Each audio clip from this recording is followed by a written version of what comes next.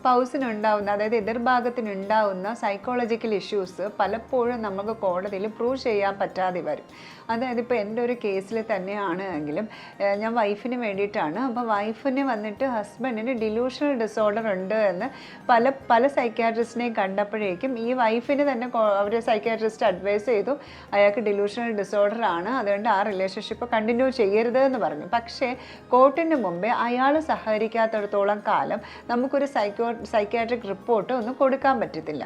ശരിക്കും പറഞ്ഞാൽ വളരെ പെയിൻഫുൾ ആയിട്ടുള്ളൊരു കേസാണ്. ഈ ലേഡിയുടെ കാര്യം പറയുകയാണെങ്കിൽ ഇവർ വീട്ടിൽ വന്ന സമയത്ത്, അതായത് ഹസ്ബൻഡ് വീട്ടിലേക്ക് കയറി വന്ന സമയത്ത് ഹസ്ബൻഡിൻ്റെ സ്വന്തം അച്ഛൻ വീട്ടിലുണ്ടായിരുന്നു. അന്ന് മരുമോളും ഉണ്ടായിരുന്നു, അതായത് ഈ ലേഡി ഉണ്ടായിരുന്നു.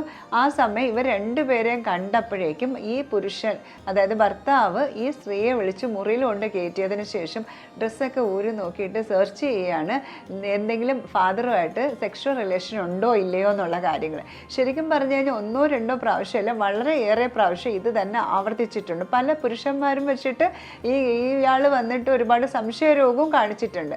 അപ്പോഴാണ് പിന്നീട് ഈ സെർച്ച് ചെയ്തത് എന്താണ് ഈ രോഗം. കാരണം ബാക്കിയുള്ളവരുടെയൊക്കെ മുമ്പ് ഇപ്പം ഞാൻ തന്നെ കോർട്ടിലിരിക്കുന്ന സമയത്ത് അയാൾ വരുന്ന സമയം വളരെ പെർഫെക്റ്റ് ആയിട്ടുള്ളൊരു ജെന്റിൽമാൻ, സംസാരിക്കുന്ന വളരെ മനോഹരമായിട്ട് നല്ല രീതിയിലാണ് കോടതിയിൽ റെസ്പോണ്ട് ചെയ്യുന്നത്.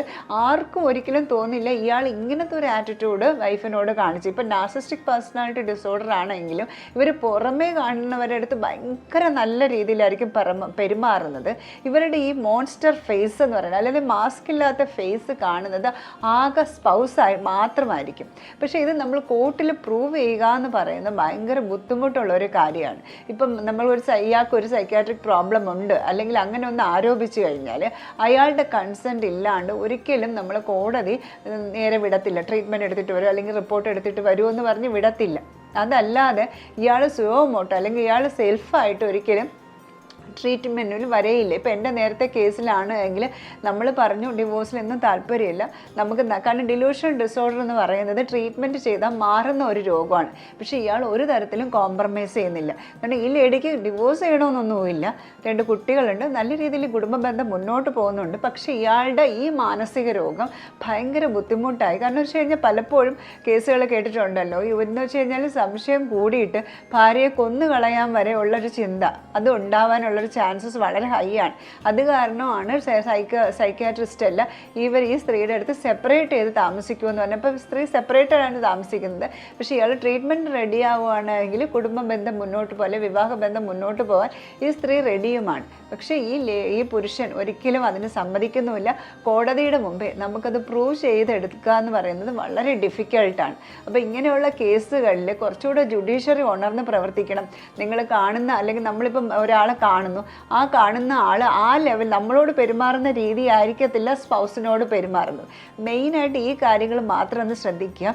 നിങ്ങളെ സ്പൗസിനോട് എങ്ങനെയാണോ പെരുമാറുന്നത് ആ സ്പൗസിൻ്റെ വാക്കുകൾക്ക് വില കൊടുക്കുക.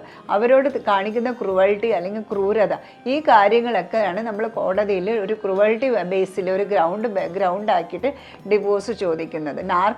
നാർസിസ്റ്റിക് പേഴ്സണാലിറ്റി ഡിസോർഡർ ഉള്ളവരെപ്പോഴും മാസ്ക് ഇല്ലാത്ത ഫേസ് കാണുന്നത് എപ്പോഴും സ്പൗസ് തന്നെയായിരിക്കും.